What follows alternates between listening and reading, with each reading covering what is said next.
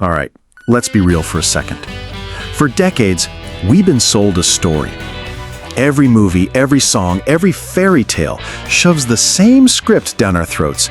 You find the one, you get married, and you're complete. The whole "you complete me 9 yards." But after you've been around the block a few times, after a few heartbreaks, maybe a mortgage, maybe even a divorce, you start to wonder, is this really it? What if this whole playbook is missing the point? What if the person you're really supposed to find is yourself? Turns out this isn't some new age wellness trend. 100 years ago, a Swiss psychiatrist named Carl Jung, a guy who was once Freud's right-hand man before starting his own thing, basically called it. He said something that cuts even deeper today. A man who has not passed through the inferno of his passions has never overcome them. To get why he said that, you have to picture his world. The early 20th century was chaos. Everything was changing. Wars were breaking out, and people were scrambling for an anchor. And Jung saw it crystal clear. People were diving into relationships, not out of love, but out of fear. Fear of the silence, fear of being left alone with their own thoughts. Sound familiar? For Jung, being alone wasn't the penalty box, it was the training ground. It was the one chance you had to cut through the noise, get real with yourself, face your own demons, and figure out who the hell you are when nobody's watching. In his world, being single wasn't a void to be filled. It was a golden opportunity to become a whole damn person. So here's the million-dollar question for us right now. If we spend our lives just playing a part, the perfect spouse for Instagram, the good parent, the successful professional on LinkedIn, do we even know who we are anymore? Or are we just a collection of roles we play for everyone else? This isn't just philosophy from a dusty book. This is the reality of living in our hyper-connected, always-on world. The dating apps, the social media pressure, the constant feeling that you're falling behind, it all boils down to one haunting question. If I'm single, does that mean I'm losing the game? Jung had a different take. To him, the ability to stand on your own 2 feet wasn't weakness. It was the ultimate superpower. It was the foundation for real growth, real freedom, real creativity, and maybe, just maybe, the only way to build a life that's actually yours. So, what gave this guy the guts to challenge the biggest story humanity ever told itself? And how do we turn being alone from something we dread into the most powerful tool we have? All right, so what gave Jung the guts to say something so radical? Who was this guy anyway? Well, he wasn't some guru living on a mountaintop.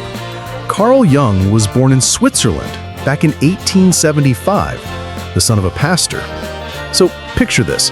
By day, his world was all about strict religion, rules, and tradition. But by night, his mind was exploding with vivid dreams and wild spiritual visions. From day one, he was a man stuck between 2 worlds, and it sparked a question that would drive his entire life. Who are we, really, when we strip away all the labels? As a young doctor, he was brilliant, and he quickly became the star student of the big boss of psychology at the time, Sigmund Freud. For a while, they were an unstoppable duo. But here's where the fireworks started. Freud basically believed that everything about us, our dreams, our fears, our ambitions, boiled down to sex and repressed instincts. But Jung hit the brakes. He looked at ancient myths, at world religions, at symbols, and he knew there had to be something more to the human story. He started talking about the collective unconscious. Think of it like a deep, ancient software that's been running in the background of all humanity for thousands of years, filled with shared stories and archetypes. Freud thought he was nuts, and their legendary friendship imploded. Standing on his own, Jung came to his core conviction. You don't truly become an adult until you can look in the mirror and face the parts of you that you don't like to talk about. He called this the shadow. And to face that shadow, he believed, You needed one non-negotiable condition: solitude. Think about it.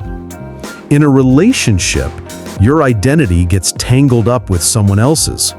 Their moods, their expectations, their needs. You start to perform. You start to compromise. You start to disappear a little. For Jung, that wasn't a flaw in love, that was just its nature. But he warned, if you've never learned to stand on your own 2 feet, you'll always be dependent.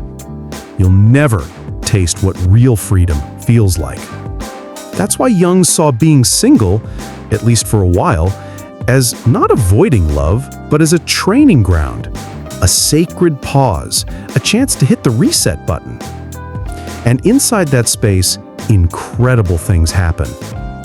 You meet your shadow, all the messy, powerful, creative stuff you've been hiding. You start the process of individuation, which is just a fancy word for finally becoming, well, you. The real you, not the edited version you show the world. And this wasn't some theory he cooked up in an ivory tower. He was shaped by the chaos of his time. The early 20th century was a mess. World wars, collapsing empires, a total loss of faith. When all the external pillars of life, church, country, even family started to crumble, being alone wasn't a choice anymore. It was reality. Where everyone else saw despair, Jung saw a once-in-a-lifetime opportunity.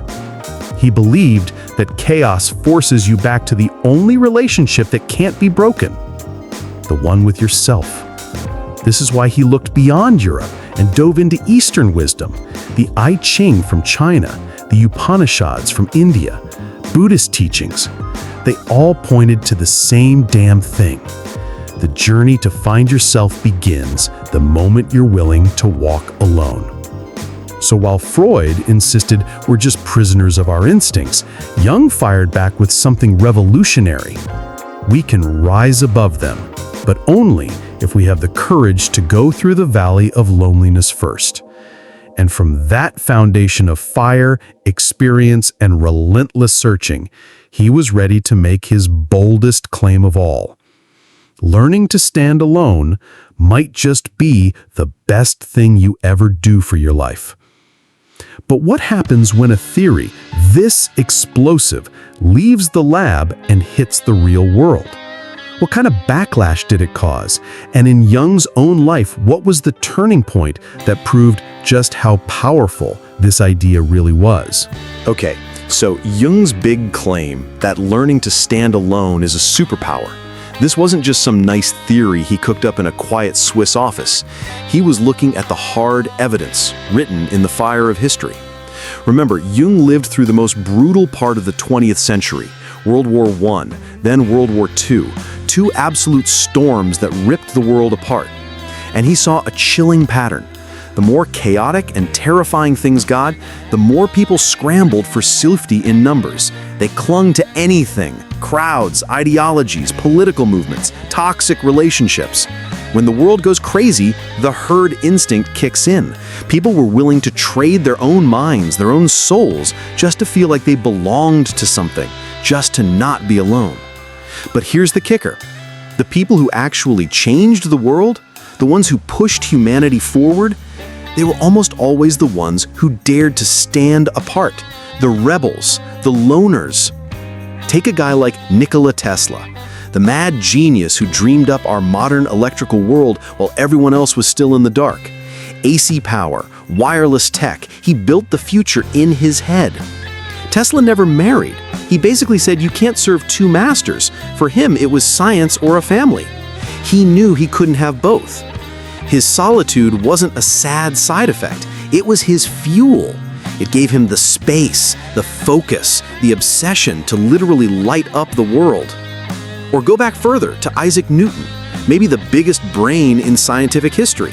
While everyone else was living their normal lives, Newton was spending long, dark nights alone, wrestling with the fundamental secrets of the cosmos. And out of that intense solitude came the laws of motion and gravity, the very rules that run our universe. And you can't forget Nietzsche, a philosopher who spent most of his life in self-imposed exile. He believed that only by breaking away from the herd and its comfortable lies could a person give birth to new, stronger values. His vision of the Übermensch, the self-made human, was born in the deafening silence of his own company. And here's a crucial one, Virginia Woolf. Yes, she was married, but her most brilliant, game-changing work came out of what she famously called a room of one's own. And that's the key. That room wasn't just a physical space, it was a spiritual sanctuary, a place where she could shut out the noise of the world, even the noise of a loving relationship, to hear her own unfiltered voice. The lesson here isn't that you have to be single, it's that you must be able to master solitude. These weren't just random anecdotes for Jung, they were proof of a profound truth. Solitude isn't weakness, it's the forge. It's where real transformation happens. Because when you're truly alone, there's no audience left to impress, no mask left to wear, no one to perform for. It's just you and the mirror. And in that silence, you're forced to face your shadow, the ambitions, the fears, the raw power you've been burying. That's where the real work gets done. And the flip side of that coin is Jung's warning. Those who can't stand to be alone, they are the ones most at risk. They'll search for themselves in other people, clinging to lovers, to groups, to the empty calories of social media likes, desperate for a hit of validation. They think they're connected. In reality, they're just running from themselves. That's why Jung's claim wasn't just philosophy, it was a life strategy.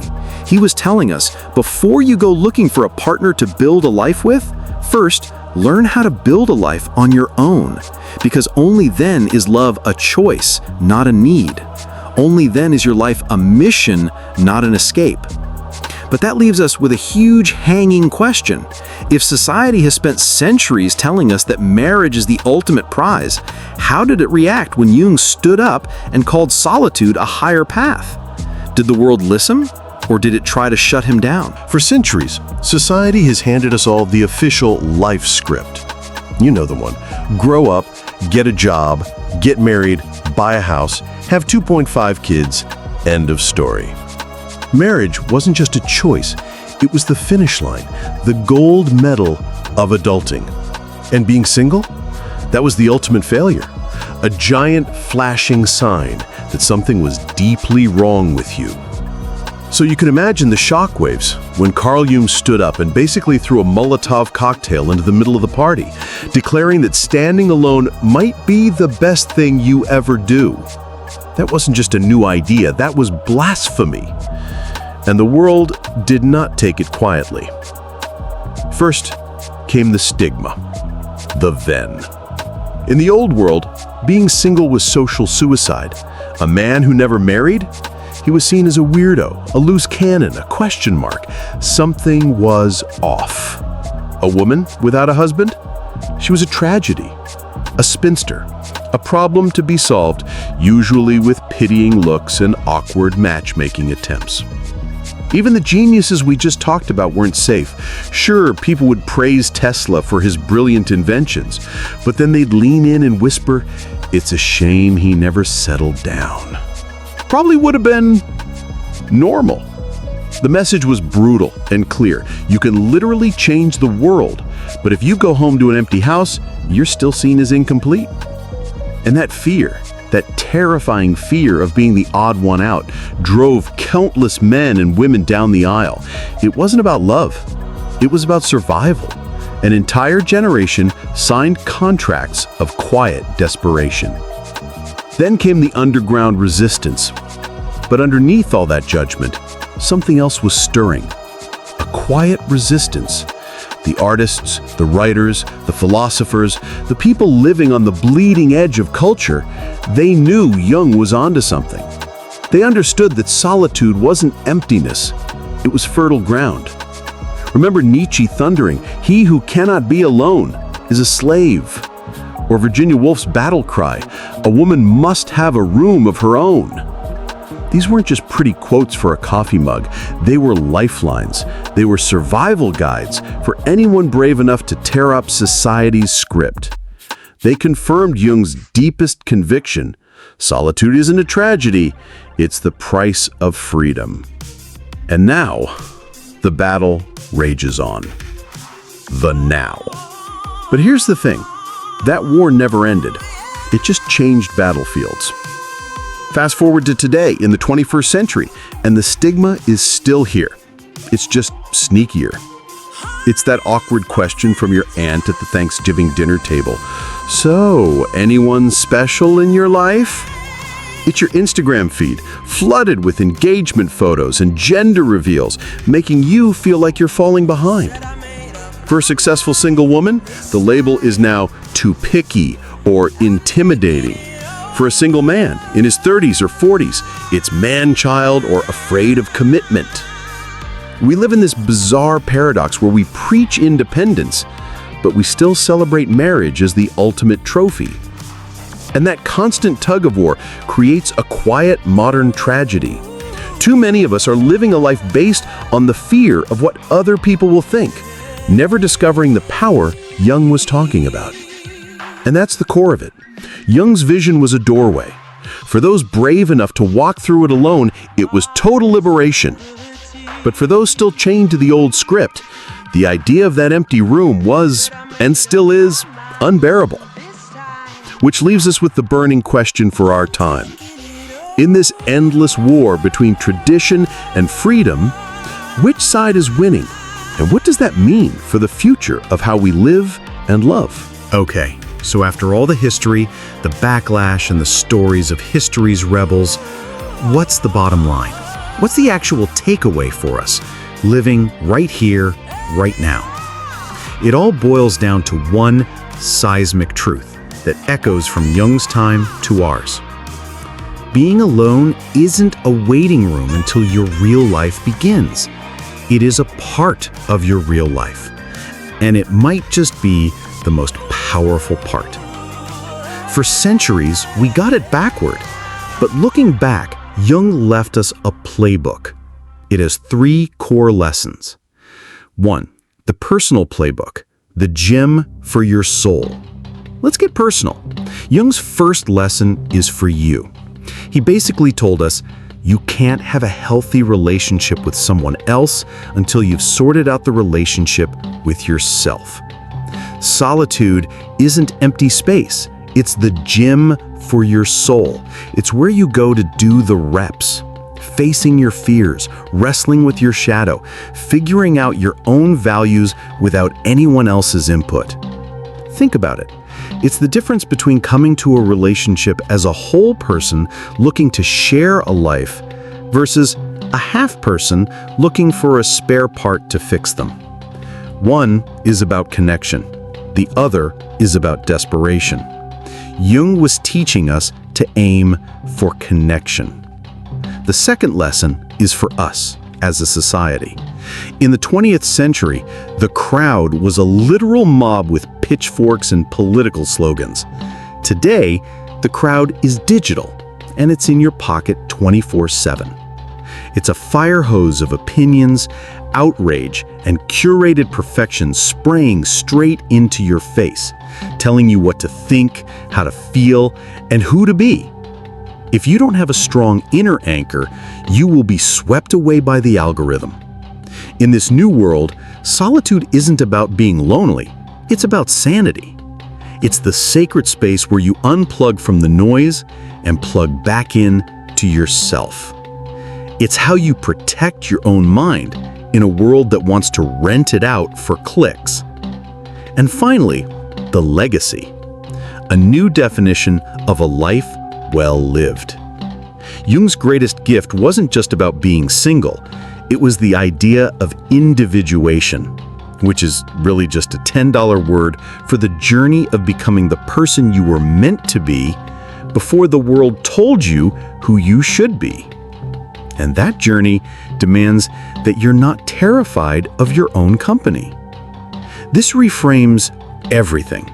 Suddenly, choosing to be single isn't a failure to find love. It's a power move.